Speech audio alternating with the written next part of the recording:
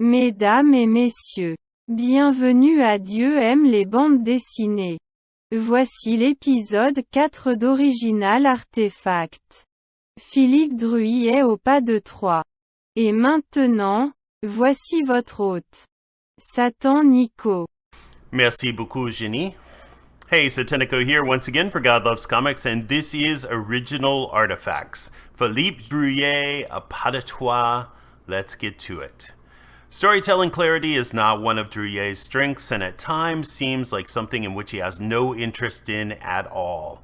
He creates magnificent chaos on the page that covers his noticeable weakness in figure drawing, especially early in his career. In this one respect, he reminds me a bit of Jim Steranko, but where Steranko blatantly copped incongruous graphic design techniques and even aped Salvador Dali, Druillet's work looks far less contrived than simply organic. Druillet's architecture often looks more like the preserved carcasses of ancient alien creatures, much like H.R. Geiger's, instead of merely inanimate steel and stone. His monoliths and cities appear as if they must take about 6 heaving breaths each day, shaking the inhabitants and tipping over a few fruit carts in the process. This is certainly the case with the Hippo-Zarete, which has a giant face transposed onto the city's gates. Man-made tributaries endemic to ancient Carthage also have the face carved onto their tips. Here you can see the totem motif is everywhere on these bone armor gauntlets engulfing the forearms, and with every centimeter of flesh covered, it's almost a shock to see these 5 naked fingers near the bottom clutching the hilt of the giant sword. There is bone-plated armor, and then there is bone armor that looks as if Druillet turned a small dinosaur inside out and sheathed his characters in it. There seem to be valves and tubes and stitches to alternately cool the suit and hold it together. However, as we move down, Druillet's somewhat iffy figure drawing rears its head here, given the figure's odd bended knee pose that looks alternately like his sword is too heavy for him, or more likely, Druillet simply ran out of space on the page. Additionally, the feet are cropped in a way that leaves just bulbous hooves that looks as if the heel is facing forward and the feet backwards. But like an author who covers for lack of characterization, action, and plot with a torrent of flowery description, Druillet seeks to drown the viewer in blinding detail so that they might not see the flaws beneath the surface. It's no small irony that just as Druillet wallows in the niggling details of his magnificent and bizarre spacecraft and architecture, he can appear more comfortable drawing hordes of armies, again just tiny details, than in drawing his larger central figures. The 3 narrative panels dominating the right side of the page display armies marching on the ramparts of ancient domains of Carthage. Druillet's words are Latin, and as proper names they have no differing English translation. The first, Tunis, is simple enough. Modern Tunisia being a site of ancient Carthage, which was ultimately obliterated by its jealous Mediterranean rival Rome. Meanwhile, the aforementioned Hippo-Zarete is a Phoenician precedent. Historians speculate that the seafaring Phoenicians were the founders of Carthage. Having studied ancient Carthage decades ago jogs my memory somewhat. And finally, there is Spendius Devant Utique. Didn't click at first until I realized Utica, of course. Spendius was a former Roman slave who led a rebel army against Carthage in 3rd century BC in what is known as the Mercenary War. Whether the timelines for the existence of these cities aligns with Carthaginian rule or not is debatable, but also irrelevant, as there were surely no invaders at any point who looked remotely like Philippe Druillet's. You're reminded of that fact, or fiction, when you look closely at Devant Tunis's panel and see cavalry mounted atop some lizard creatures. They appear again in Hippo-Zarete. Both panels are similar in composition and effectively convey a situation of barbarians amassed at the gates, so to speak. Wanting to change things up, Druillet alters the perspective on the 3rd panel from overhead to in the midst of the armies closing in on Utica. Again, the armor and helms are spectacular on the 3 figures closest to the camera, with the likely influence of Jack Kirby's magnificent Asgardian costuming, and Druillet has no intention of simplifying the armor here, drawing every rivet and texture but in a faster, messier style than he does for the massive figure dominating the page. The city's design is also beautiful and more modern than the other two. Druillet does, however, design a building with the Egyptian falcon god Horus as its spire. This is reminiscent of Enki Bilal, but also historically valid as Carthage in particular appropriated most of its culture from other states in which it traded with in the Mediterranean. The second image is an early page from 1974, and we are clearly here for the composition and Druillet's resolute spotting of blacks.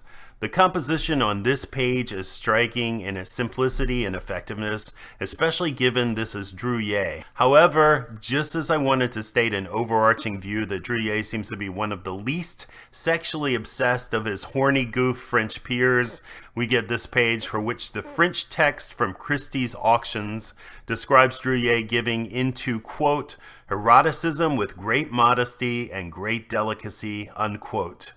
The first mistake is to suggest that there's anything erotic about this page. However, I suppose modesty and delicacy are fair enough. Being early Druillet, the figure drawing remains clumsy.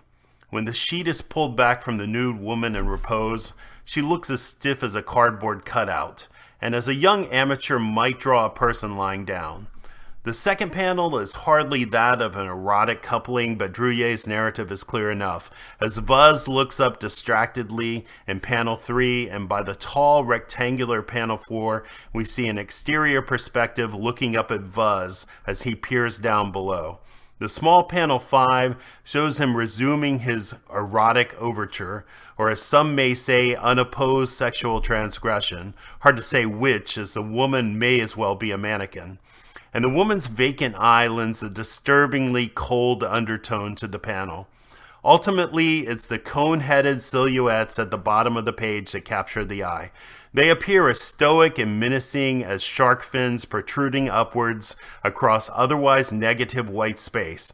But again, Druillet has taken pains to give each cold eye slits, which adds to a sense of cultish menace and alienation. Although the figure drawing is somewhat weak, the page works particularly well when taken as a whole, especially as a beautiful abstraction of composition. And finally, a lighthearted page from Druillet that again presents a beautiful composition spotting the blacks and negative space so well across the page. It's worth noting how much the size of Druillet's originals vary. This page from 1978, only 4 years after the previous page, is huge at almost 20 by 26 inches. Compare that to the second piece, which is 15 by 19, and both are still much larger than the average American comic book original art, which is typically 11 by 17. So first let's read the page with my shaky translation. Panel 1, the wizard. You need a little help, my friend. Panel 2, Vuz with some sarcasm. Of course, of course. Just watch a moment and everything will be over. Panel 3, save me from my death, ah, ha. Panel 4, Vuz, what have you gotten us into? Panel 5, he essentially states, me, Vuz, slave of life, will be the master of my own death. Any French fans out there, please feel free to correct me if I made any egregious mistakes. So in the first panel, we see the stereotypical wizard with the classic moon and stars motif on the ever-present dunce caps everyone wears in this world. Mobius loves these cone caps as well, and they are indeed one of his great tropes. Oh, let me translate this French FX for you as well. It reads, poof! Funny how everything French sounds more feminine. And then the English translation would be, let me see. Poof! Notice the difference? The splash of violence in panel 3 is restrained enough that it would likely make the cut in a comics-coded issue of Conan the Barbarian. Just some haphazard spermatozoa of blood flying away from the cloaked and faceless horde. The final panel is a joyous and joyously simple image of Vuz and his loyal squire rushing into battle. Druillet defines their ragged clothes, complete with cummerbunds that may protect one from being disemboweled, but only if the assailant is wielding a chopstick. He defines these with squiggly texture lines, but gives them a twice over to darken a few segments. The same for Vuz's bicep bracelet, which Druillet somehow makes appear as an ornate pattern, albeit only with scribbles. The cloak figures perfectly frame Vuz and a friend. in a sea of black for a composition so simple yet instructive. It's pages like this and the prior minimalistic page that saved Druillet from my damning comparison of his style to prog rock from the 70s. Because for all of his OCD impulses when it comes to detail, unlike the awful 70s bands that could never break the chains of their Phrygian modes and god-awfully complex compositions, Druillet is perfectly able to go with nothing but 3 chords and the truth and slash out some pure punk rock.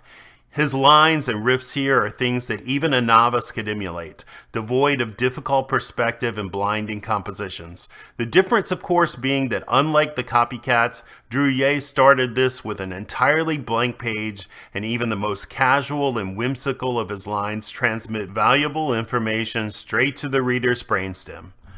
And that's it for the wondrous pas de trois of Philippe Druillet. I would love to summarize and discuss Druillet much more, but I've droned on far too long here, so I'll do that in a longer essay piece eventually. But I hope you enjoyed this parcel from France, and please like, comment, and subscribe. Hit the bell for notifications for future videos. Merci. Cue the French Google Translate outro. Bye.